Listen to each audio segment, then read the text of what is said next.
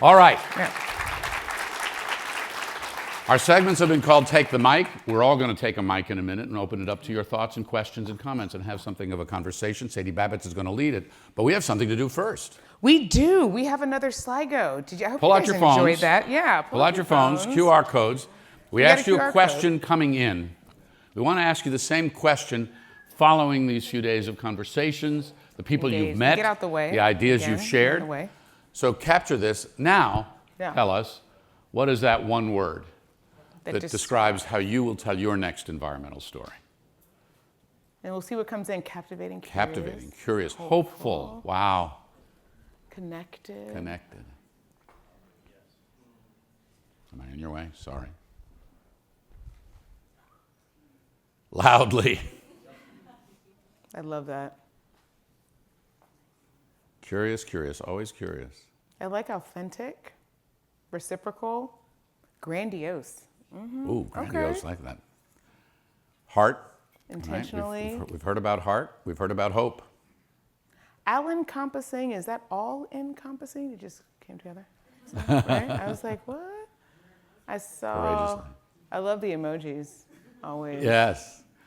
So great thoughts and great ideas here. And it's a great way, I think, to kick off Ms. Sadie Babits, and you have something to say about that. I do. So I love shouting out people in their books. That's like one of my favorite things to do. So Hot Takes, Every Journalist Guide to Covering Climate Change, is one of the latest projects of our next speaker. So Sadie Babits. So Sadie is going to lead the conversation and take the mic. She's going to set herself right down here. And it's up to the conversation's open to the room. Yes. Got a thought, got a question, and we're going to come out with a little whiteboard. So if we get good ideas, here's the one and only Gwen McLowry. Yes. Who's going to write things down. Right? And we'll take your ideas as Sadie gets them. And if anybody has a story idea, we'll write it down. And maybe we'll see if a Planet Forward correspondent next year can do it. So Sadie, over to you. Okay. Love that. Thank you, Frank. You want this to go? Thank you so much. Hello, everyone. I'm going to sit here, injured wing, as I like to say it. We're twitting Guinevere. We did not plan this. But we both think we should bedazzle our boots. So, how are you all doing? Are you good? Yeah, all right. It has been so wonderful to be in this space with all of you, and I feel like this is community, and I have been so inspired by what all of you have been sharing with the stories that you're telling, how you're pushing yourselves to tell your narrative. Thank you, Amani. In new and fresh ways. And there's a theme that keeps emerging for me that I'm going to take away with me as I hit my microphone. Sorry about that. And it is hope. And I loved how, Alexander, how you were talking about hope. And I think that is what we need to bring into the stories that we tell. And I am so inspired by all the work that you're doing in this room to really define and push the envelope of what's possible with stories that we tell about our world. So thank you for that. And we're going to turn the mic over to you. I really want to have just a fun conversation, and we are going to keep this rather short. This is not the time for grandiose speeches, but it is the time to share takeaways from your time here at the Planet Forward Summit. So do we have mic runners? Yes, we have over here and then over here in the back, Okay, great, wonderful. So here's how this is going to work. I have some questions to kick us off, and we're going to see where this goes. Guinevere is going to capture some takeaways on the stage, and let's see where this takes us. Okay, so first question I want to pose to you is in just one sentence, and I'm going to hold you to it, one sentence. What is one idea that surprised you during our 2 days together? Who wants to kick us off? And I will anybody want to put a hand up? Sorry, I'm having a hard time seeing with the lights. Okay, over here. I really like the idea. Oh, Leah, let's get a mic over to you. I could scream too. I really like the dating situation with throwing climate change and the discussion. That was great. I thought that was great. Okay, all right. So thank you for that. Anyone else want to chime in on this question? Yep, okay. Yes, Mario. Thank you. So I think it was really important. We mentioned it many times throughout these days, but finding people where they are, not just telling what we want. But I feel that that's something really important. So meeting people where they are with our stories. Yes. Yes. Okay, that's a takeaway. Okay, great, love it. Okay, so that's Mario. Anyone else? Okay, right next. Yes. Okay, just stay there. Sort of building off of that, I think realizing all of the different forms that environmental storytelling can take in order to reach more people, whether it's video, audio, photo, or print, or even social media, just like finding an avenue to take your story. I love that. And we have so many new ways to tell stories. And again, like this idea of sort of pushing what storytelling can do, I think there's a lot of innovation happening here. So I'm really glad that you brought that up. Okay, that's great. We're going to move on. We're going to keep this snappy. Okay, so I'm curious, who has something that they just can't stop thinking about? Maybe it's one of our speakers that you've heard from this morning, an idea that came up. Already, a hand way over here. We're coming to you.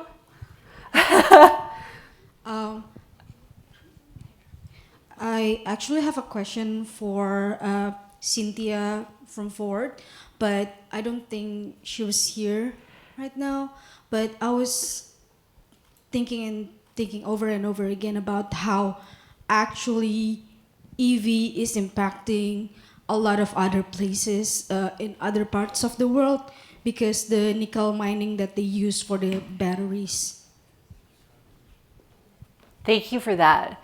Yeah, so thinking about electric vehicles and the ripple effect that bringing more EVs online has. Yes, yeah. Okay, so there's one idea that we can't stop thinking about. Yes, and right next to, there, just stay there. I can't stop thinking about the gentleman, Sean, from the podcast from the very first day. He has a traditionally Native American restaurant where he sources everything incredibly ethically and just differently than how the rest of us in the Western world get our food. And I was just thinking how important that would be for people to see a legitimate difference in how that food is sourced compared to how we get it nowadays. He was having many examples about how we go to these massive markets or just like stores and everything's like very synthetically processed. And I just was constantly thinking, man, that would be a wonderful documentary to see how they source it and then compare it if they could get into a different sourcing plant from how the rest of us get our food. And especially because food security is such a very, very important topic nowadays. I thought that was just, I can't stop thinking about it, so. Thank you for sharing that. Yeah, so food security and understanding the sourcing of our food. Up here in the front, and as you've got not questions, but thoughts that you want to share, go ahead and put your hands up in the air so I can send a person over to you. Okay, so we'll start here. Something that I can't stop thinking about was actually from your seminar that you taught yesterday, and like changing the narrative from doom and gloom into something positive and turning a bad event into an opportunity to implement green innovations and to implement more sustainable ways of living. Thank you. I'm glad that resonated with you. Okay, we're going to go right behind you. Do you want to just pass the mic back? Okay, there you go. I have less of a specific thing, and it was more, I can't stop thinking about how just generally all the speakers, there's been this sense of like kindness when they speak about the public and this understanding that the vast majority of people would like to help, but they just don't have like the knowledge, and this like lack of judgment from all the speakers, which I found gave me a lot of hope for the future. That's a beautiful takeaway. Love that. Yes, thank you. Yeah, so kindness, non-judgmental, we love that. Okay, yes. Oh, thank you. Yes, I'm going to try to keep this short, but one thing I've been thinking a lot about is how do we, as a community, like a global community, local communities, and national communities, come together with people with different viewpoints and make really important decisions of how we live sustainably, but in a way that's not political. It's just life. So how do we live as global, local, and national communities in a way that takes care of everyone? Yes. because we are all, and I think that this came through this during our time together, is like we are all connected together, and so many of the stories that were showcased on Take the Mic really drove that point home. Yeah, so understanding our place and in the bigger scheme of things too. Okay, and we're gonna go over here. Hi, I'm lucky as an environmental storyteller to have explored the Arctic, covering the climate crisis. And just hearing from Sven Lindblad made me really miss some of the places I've been to, and they made me want to return. That's a good thing, right? Yes, okay, we're gonna go over here. Hi, everybody. The one thing I can't quit thinking about is how impressive the students are and Yes. their storytelling skills. So thank you to all the students and all the educators that appreciate the importance of this topic and how you are bringing it forward in so many different ways and venues. And it's really very impactful. Like in the Way Back Machine, we were just dorky college students. So you guys are actually making a difference. So thank you. Yes.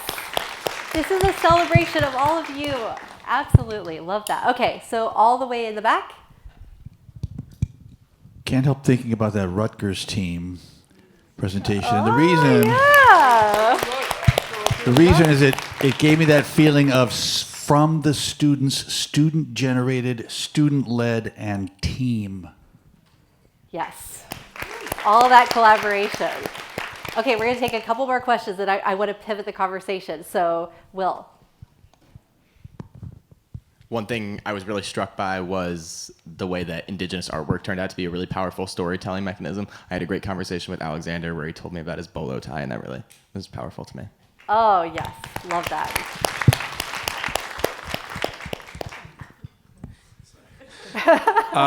I can't stop thinking about the people who aren't here and the people who might want to be here but maybe out of fear aren't able to take that first step, and how we can create communities like this everywhere where people can feel comfortable taking that first step to join the conversation. Yeah, so how does this community build? Love that. Thank you for sharing that. Okay, right in the back, yes? I was going to say, under the umbrella of meeting people where they're at and kind of piggybacking off of like the food systems conversation, is understanding the factors that drive people's economic decisions and whether or not they can live sustainably, whether they be economic or social or whatever. Yes, thank you for that. So building off of the food conversation earlier. Great. Okay, over here, and then we're going to come up to the second row.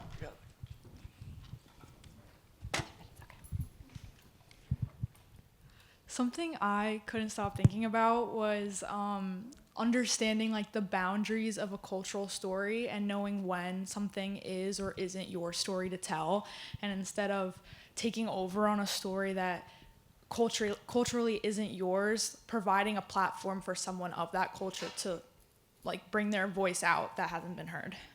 The boundaries of culture, yes, that's a good takeaway. Okay, and one more up here. Second row. Thank you, Rithik.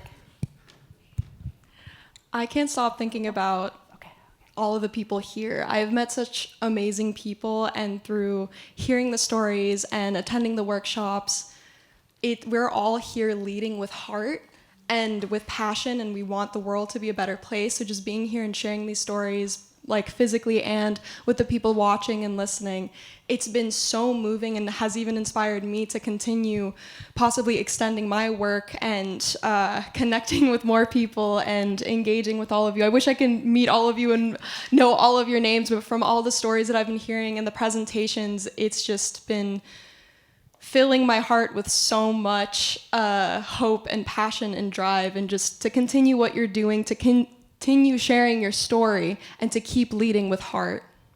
Leading with heart, yes. So I'm curious, we've been talking through a lot of ideas, and we have our Planet Forward correspondents, and I'm wondering, is there a story that you would love to see some reporting on? And I'd like to capture those ideas up on the board with Guinevere. So if there's a story that you're like, oh, I'm dying to like pitch that, I would love somebody to pick this up and do some reporting on. Do you want to just shout it out, or I guess since we're recording, we'll need to have a mic come out. Does that make sense with my question? Okay, great. So does anyone have a story idea that they would love to see somebody look at? Okay, yes, over here. I would love to see more works on environmental justice, because I feel like we're always seeing these news articles of injustice, but we're not seeing these solutions of how communities come together. I think New Work Ironbound is a really great example of a film that was made on actual justice happening, and I would love to see more films on like solvency on the form of social communities and how people come together. Yes, more reporting on environmental justice issues, but not just the problem. The actual justice that's happening. Yes, thank you for that. Okay, yes, over here. Sorry, the lights are blinding. I'm having a hard time seeing people. This is more of a general story idea, but I think it's so cool to hear from everyone how there's all of these kind of connected movements from different places. So I think some really cool stories could be people from different places with similar problems collaborating and working together to produce a story that has maybe two perspectives, because we're all sharing the same planet and the same resources, which is one of the things I've really taken away from this. It's more of like a collaborative storytelling approach. Yeah. Yeah. Yes. Yes. Okay. Let's see. Okay. I have the mic here too. Oh, okay. Do you want to pass the mic and then we'll go all the way over here? Okay, perfect. I think we have to talk more about data centers. I think it's really important thing that not everyone understands affects everyone. So there was just a really good story published on Planet Forward actually from someone who graduated last year, but she was talking about Northern Virginia being a data center alley now because it has over 30% of the world's data centers there. But as students, sometimes we don't know the impact of anything we use for our assignments, and in class I'll see 30 people on ChatGPT at the same time, but no one knows what the impacts of that are. So I think it would be really good to have a student perspective on data centers and talk about how we're encouraged to use these tools or how they're just so accessible to us, but we don't know what the impacts actually are because they're not voiced to us all the time. Yes, there is so much reporting on data centers, and that's a great idea. Okay, we have time for one more. We're from Tucson, and we just I was thinking data centers is a really big issue for us too, and I would love to see like grassroots reporting on communities that were able to prevent a data center being built, and hopefully that will be us. We're still on the preventing stage, but I would also love to see more reporting from the COP 30 when we had some coverage there, like the biodiversity COP that's coming up in Armenia. I would just love to see more students in decision-making spaces, like getting to be in the room where power is and reporting back on what that was like. So having students in those spaces, I'm really interested in the upcoming fossil fuel transition conference that's taking place in Colombia at the end of the month. So it's a great idea. So we've captured a lot. Thank you for sharing. Before I hand the mic back over to Frank and team, I would love for you just to take 30 seconds and jot a personal takeaway for yourself so that when you leave here today, you have an action item that really you're going to carry with you that will inspire you in the work that you're doing. And I just want to say it's been a pleasure to be with all of you, and thank you so much for inspiring us all and bringing so much hope to our storytelling. So I'm going to hand this over to Frank. Sadie. Okay, all right.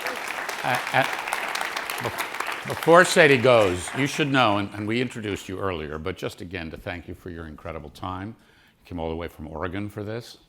Sadie was president of the Society of Environmental Journalists. She taught at Arizona State University, which is where she first met. She was teaching a class on podcasts to her students, environmental stuff too.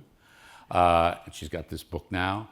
And actually, in 30 seconds, tell the story of the guidance that you helped inspire at NPR and how NPR, when it reports, refers to climate change. There's a phrase.